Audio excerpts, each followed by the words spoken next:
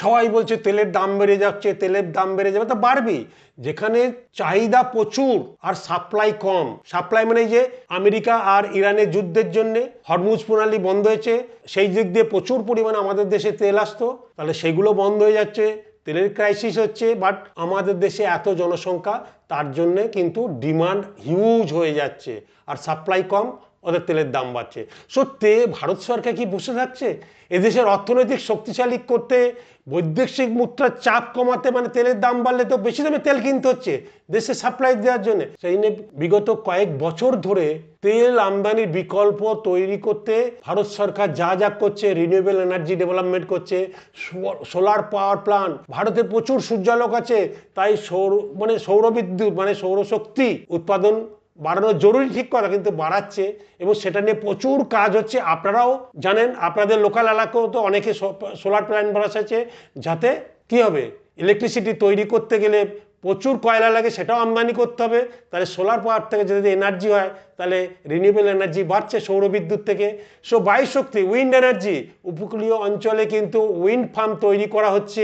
Hydro এবং biomass, ছোট জলবিদ্যুৎ প্রকল্প, বায়োমাস থেকেও বিদ্যুৎ উৎপাদন বাড়ানো চলছে এবং সেটা অনেক দিন ধরে আপনারা জানুন, অনেক কিছু পরিকল্পনা চলছে, কাজ একদিনে তো হয় না। তার মেজারমেন্টও নিশ্চয়ই, তেলের তো ডিমান্ড, বা আমাদের এত 140 কোটি পপুলেশনে তেল তো লাগবেই, সব কিছুতে খরচা বেশি হচ্ছে, কারণ তেলটা আমাদের দেশে অত বেশি নেই এবং সেই জন্য বাইরে থেকে আমদানি করতে ডলার খরচ হচ্ছে। ইভি চার্জিং স্টেশন দেশ জুড়ে তৈরি হতে শুরু করেছে এবং যত ইভি চার্জিং স্টেশন তৈরি হবে এবং ব্যাটারি উৎপাদন বা রিসাইক্লিং শিল্প যত তৈরি হবে এবং ইভি কেনার জন্য সাবসিডি ও ট্যাক্স সুবিধা দিলে সেগুলোও দারুণ ডেভেলপ করবে এবং দেশীয় তেল ও গ্যাস অনুসন্ধান আরও বাড়াতে হবে। দেশীয় শিল্প, দেশীয়তে অয়েল কর্পোরেশন প্রজেক্ট আরও নতুনভাবে তেল, সমুদ্র তীরবর্তী অঞ্চলগুলোতেও তেল ও গ্যাস খনন আরও বাড়াতে হবে, সেগুলোকে আরও সার্ভে করাতে হবে। নিশ্চয়ই ভারত সরকার করছে এগুলো, তাই না? বিকল্প জ্বালানি, ইথানল, পেট্রোলের ওপরও কাজ হচ্ছে। আমরা ইথানল মিশিয়ে তেল ব্যবহার করলে আমদানি প্রয়োজন কম হবে, সেটাও আপনারা জানেন।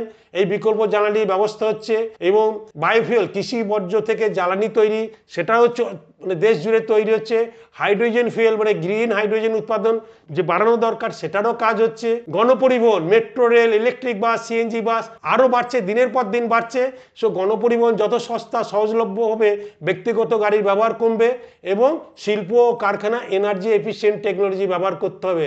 এগুলো করলে দেশের উন্নতি হবে এবং অর্থনীতিতে কী হবে, বৈদেশিক রিজার্ভ মুদ্রার চাপ কমবে এবং কারেন্ট অ্যাকাউন্টের ডেফিসিট কমবে, দূষণ কমবে, আর নতুন শিল্প, এনার্জি মানে ইভি, রিনিউয়েবল, এগুলো তৈরি হবে, কর্মসংস্থান বাড়বে।